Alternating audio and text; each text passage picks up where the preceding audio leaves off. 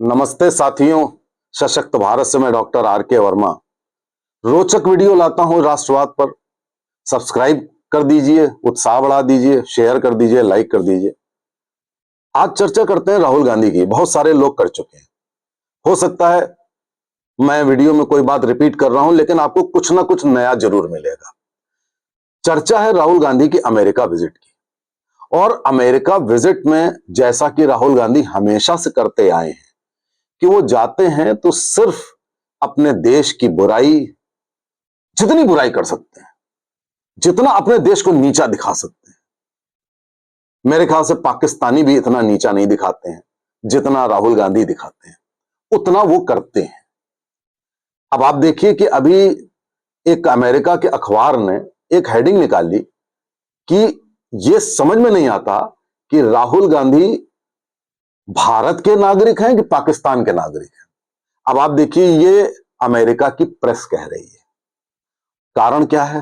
कारण यह है कि राहुल गांधी क्या करते हैं कि यहां पर जब वो यात्रा कर रहे थे तो भारत जोड़ो यात्रा कर रहे थे। उस यात्रा के दौरान भी वो चुन चुनकर भारत विरोधी, देशद्रोही लोगों से मिलते थे। अब जब वो अमेरिका में गए या इसके पहले गए या कहीं भी जाते हैं, कैम्ब्रिज, ऑक्सफोर्ड, कहीं भी जाते हैं, तो वो चुन चुन कर ऐसे लोगों से मिलते हैं जो इस देश के ऐसे भयंकर दुश्मन हैं कि आप कल्पना नहीं कर सकते। इसके पीछे राहुल गांधी की मंशा क्या हो सकती है, ये तो राहुल गांधी ही जाने। अभी एक मैं नाम भूल रहा हूं, एक लेडी जो आईएसआईएस समर्थक है, जो कश्मीर को भारत से अलग करना चाहती है, उससे राहुल गांधी मिले। राहुल गांधी कई सेपरेटिस्ट लीडर से अलग अलग अमेरिका में मिले, और उनके जो आप डायलॉग होते हैं वो आप अगर सुनेंगे तो आप हंसिए नहीं। इतनी खतरनाक शख्सियत पर अगर आप हंसते हैं तो आप बहुत गलत करेंगे। राहुल गांधी ने यहां तक कह दिया कि 90% भारतीय, उनको कुछ भी मिलता ही नहीं है, वो डिप्राइव्ड सेक्शन है, तो इसलिए मैं इंडिया में नहीं रहना चाहता। अब आप बताइए कि आपकी फैमिली ने इस देश पर 60 साल से ज्यादा राज किया, पहला प्रधानमंत्री आपके नेहरू बने, सब कुछ आपकी फैमिली ने किया। 2014 के बाद से तो देश का भयंकर विकास हुआ, भुखमरी खत्म हो गई, गरीबी लगभग खत्म हो गई, हर व्यक्ति को मुफ्त में राशन मिल रहा है। आप जाइए मंदिरों में खाना बांटने, कोई लेने को नहीं तैयार है, कह रहा है भाई साहब हमारे पास ऑलरेडी 20 पैकेट रखे हुए हैं। ऐसे में राहुल गांधी कह रहे हैं कि कोई 90% लोगों को एक्सेस नहीं है किसी चीज के लिए। आप देखिए कि आज इस देश में नदियों का अंबार है। हमारी संस्कृति में एक नदियों की पूजा की जाती है, पहाड़ हैं, नदियां हैं, स्वच्छ जल भी है, सबको मिल रहा है, लेकिन राहुल गांधी को नजर नहीं आ रहा है। अब राहुल गांधी कश्मीर भी गए, इसके पहले तो कश्मीर में राहुल गांधी ने, आप जानते क्या कहा? उन्होंने कहा कि भाई साहब 370 का उन्होंने समर्थन करते हुए सीधे सीधे कह दिया कि आप लोगों के अधिकार छीन लिए गए 370 हटा करके।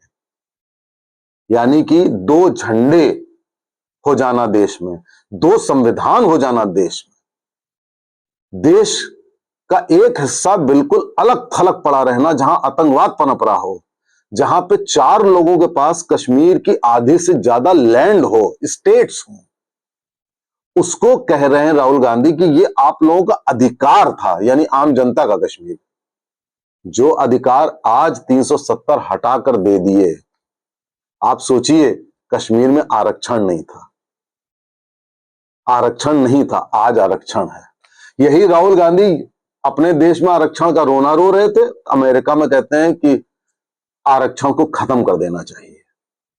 अब आप जरा सोचिए कि जगह जगह पे अलग अलग स्टेटमेंट, इतने कंफ्यूजिंग स्टेटमेंट, ज्यादातर स्टेटमेंट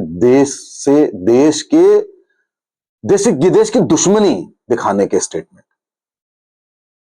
और गए क्यों अमेरिका? जानबूझ के सारे सेपरेटिस्ट लीडर से मिले, चाहे वो जॉर्ज सोरोस हो, चाहे जो भी हो, उनके वो बैठे हुए हैं गुरु कौन गंगाराम, जो वो हैं, क्या नाम मैं भूल रहा हूं, वो उनके सारे कार्यक्रम वहां पे कराते हैं। कैम्ब्रिज में भी कराते हैं, ऑक्सफोर्ड में भी कराते हैं। ऑक्सफोर्ड में भी कश्मीर विरोधी सभा होने जा रही है, मेरे ख्याल से उसमें भी वो इनवाइटेड हैं। जो उसका इनविटेशन जो अमिताभ अग्निहोत्री हैं उन्होंने मना कर दिया कि भाई मैं आप सेपरेटिस्ट नेताओं को बुलाकर कश्मीर को भारत से अलग करने की बात कर रहे हैं और हम वहां पे आप मुझको बुला रहे हैं। खैर, अगर आप सोचते हैं कि राहुल गांधी ही कांग्रेस के ऐसे नेता हैं जो भारत विरोधी मुहिम उठाए हुए हैं, भारत को खत्म करने की मुहिम, विनाश करने की मुहिम, एक आतंकी भी इतना नहीं करता है जितना राहुल गांधी कर रहे हैं, ये मैं स्टेटमेंट आपको दे रहा हूं। तो आप गलत हैं।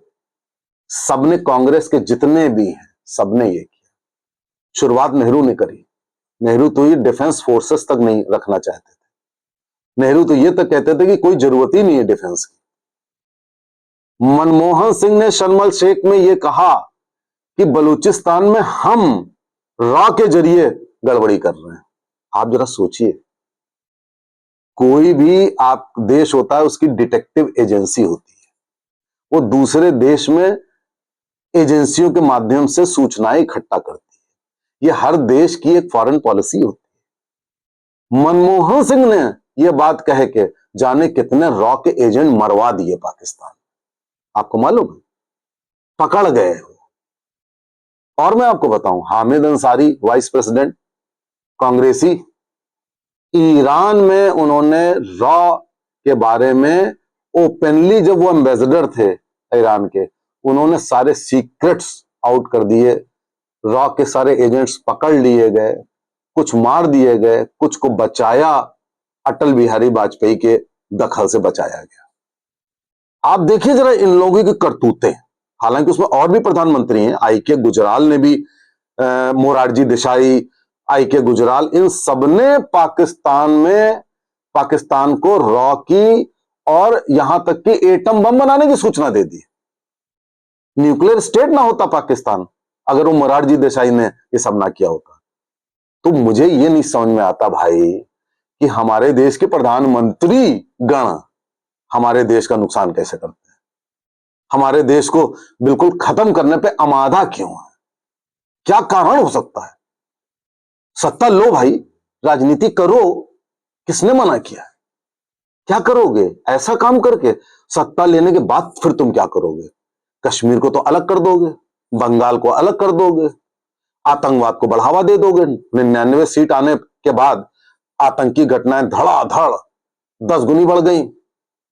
रेलवे ट्रैक्स पे सिलेंडर और पत्थर सब रखे जाने लगे। तो आप 52 से 99 पे आए, तब तो ये हो गया। कहीं आप सत्ता में आ गए तो आप इस देश की रेलवे खत्म कर दोगे, रेल एक्सीडेंट कराओगे, आतंकी घटनाएं कराओगे, शेयर मार्केट को क्रैश कराने का आपने जितना प्रयास आप कर सकते थे राहुल गांधी, उतना किया, अभी भी कर रहे हैं।